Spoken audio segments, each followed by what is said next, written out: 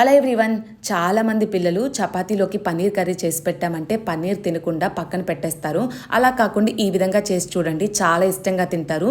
చిన్న చిన్న ముక్కలుగా కట్ చేసుకున్న పన్నీర్లో ఉప్పు, కారం, పసుపు, గరం మసాలా, ధనియాల పొడి, అలాగే 2 టేబుల్ స్పూన్స్ దాకా కర్డ్ వేసుకొని మంచిగా మిక్స్ చేసుకోవాలి. ఇప్పుడు ప్యాన్లో ఆయిల్ వేసేసుకొని ఆయిల్ హీట్ అయిన తర్వాత ముందుగా కలిపి పెట్టుకున్న పన్నీర్ని కూడా వేసేసుకొని మీడియం ఫ్లేమ్లో పెట్టుకొని మంచిగా వేయించేసుకోవాలి. మనం పెరుగు వేసాం కదా, ఆ వాటర్ అంతా పోయి దగ్గరకు వచ్చి అంతవరకు మంచిగా వేయించుకుంటే సరిపోతుంది. చూసారు కదా, మంచిగా వేగిపోయింది. ఈ టైంలో స్లైసెస్గా కట్ చేసుకున్న క్యాప్సికమ్, ఆనియన్ వేసేసుకొని ఒక 50% వరకు కుక్ అయితే సరిపోతుంది. ఎక్కువ కుక్ అవనవసరం లేదు. ఇప్పుడు ఇది వేగిపోయిన తర్వాత చల్లార్చుకోవాలి స్టవ్ ఆపేసేసి.